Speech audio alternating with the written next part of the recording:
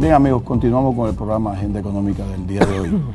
Estamos hablando, Luis y un servidor, sobre la problemática económica norteamericana que va a redundar en un problema social más adelante, producido en base por una politiquería o por una disputa política que tienen los republicanos y los demócratas.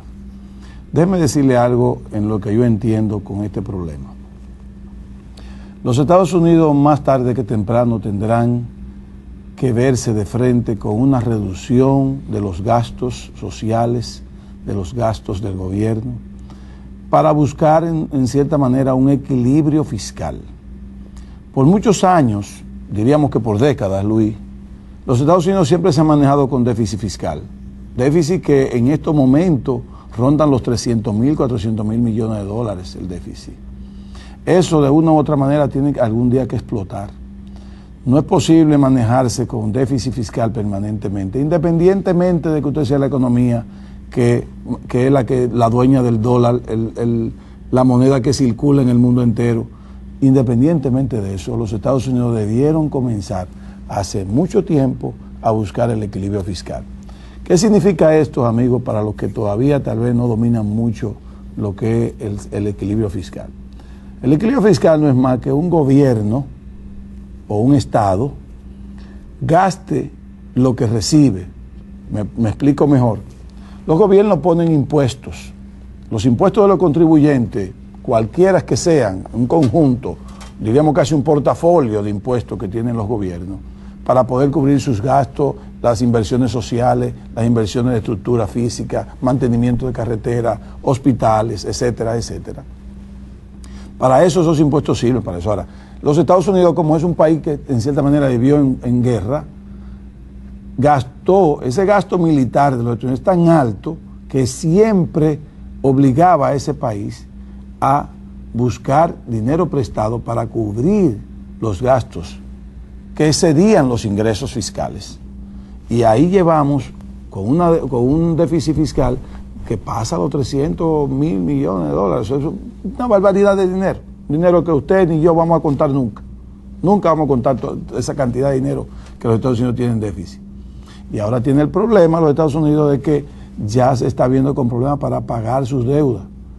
Y entonces tienen que buscar cada cierto periodo una anuencia del Congreso que autorice al gobierno central a endeudarse más para que puedan cubrir los gastos del servicio de la deuda que tienen, que es altísima.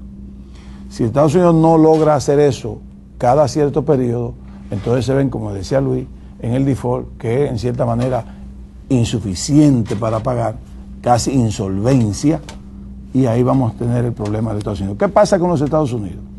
Que de la economía norteamericana dependemos muchos países. Este es uno de ellos. Nosotros tenemos más de 2 millones de dominicanos viviendo en los Estados Unidos, que son empleados en los Estados Unidos. Si el gobierno comienza a disminuir sus ingresos, sus gastos, para buscar un equilibrio fiscal, lógicamente es posible que muchos dominicanos pierdan sus empleos, pierdan su fuente de ingresos. Eso significa que las remesas es posible que sigan disminuyendo. Entonces, para nosotros va a ser un golpe externo igual. Recuérdense de esto, señores. Un golpe externo, un golpe del que este gobierno o el que venga no va a poder echarse la culpa porque no tiene nada que ver con esto. Es un asunto que viene de la mayor economía del mundo, los Estados Unidos. Entonces, si nosotros reducimos los ingresos vía de la remesa, ahí vamos a tener nosotros un problema de la balanza de pago y la balanza comercial. ¿Por qué? Porque vamos a seguir comprando más de lo que vendemos. Las exportaciones van a estar todavía en una diferencia mayor del monto de las importaciones. Y ahí vamos nosotros entonces a tener un problema para cubrir esos compromisos de deuda también, ya sea comercial o ya sea del gobierno. Entonces fíjense cómo esa economía nos puede crear un problema a nosotros. Pero recuérdense, amigos, y lo reitero, son problemas de golpes externos, de factores exógenos que no podemos nosotros dominar. Entonces, también ese problema norteamericano se va a reflejar en Europa, se va a reflejar en otras economías, nada más no en la dominicana, en economías de América Central, de América del Caribe, o sea, del Caribe de América, de Suramérica, porque en los Estados Unidos está casi el 36% de la población es inmigrante. De México, tengo entendido que hay unos 14, 15 millones de mexicanos. De colombianos hay millones, de cubanos hay millones, y de españoles hay también muchos, y hay muchos hindúes, y hay muchos de todo, chinos hay muchísimo también. Entonces, es un problema que le va a causar de equilibrio económico al mundo. Y ahí vemos nosotros, por ejemplo, Italia, Luis. Italia tiene en deuda el 120% del Producto Interno Bruto. O sea, la deuda italiana sobrepasa el Producto Interno Bruto. Eso tiene que colapsar en un momento dado. Ahí tenemos ahora el Banco Central Europeo tratando de salvar a España y a Italia. Y de eso no tiene la culpa el gobierno de Leonel Fernández. Ahí tenemos nosotros ahora Israel. Israel se fueron 250,000 personas a la calle en protesta por los altos costos de la vida. Israel, entiéndanlo señores, Israel, un país que para todos nosotros es un ejemplo en lo económico. Y ahí tenemos problemas también en la economía. ¿Por qué? Porque el costo de los combustibles ha creado problemas de equilibrio económico en esos países, equilibrio fiscal, que la factura petrolera le ha subido a todos los países que no son productores de petróleo.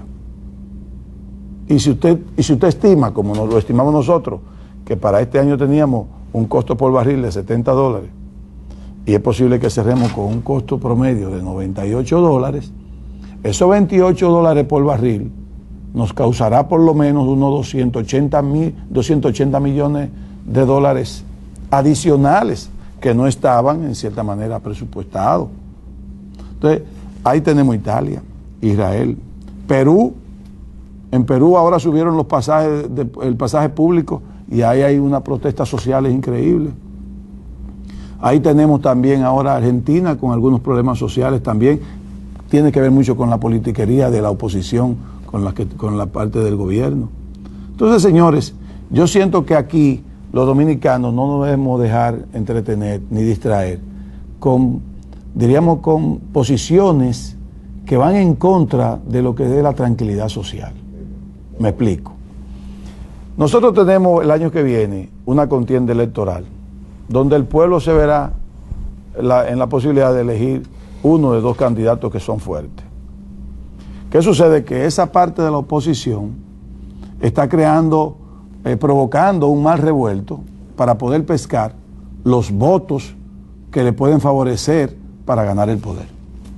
Ahora bien, yo creo que en esa parte de los políticos tenemos que hacer un análisis más profundo, porque a ustedes, amigos televidentes, tenemos que, en cierta manera, orientarnos un poco para que no nos dejemos confundir con lo que nos conviene y con lo que no nos conviene. Personalmente, yo voy a dar mi opinión en el próximo segmento. Volvemos ahora.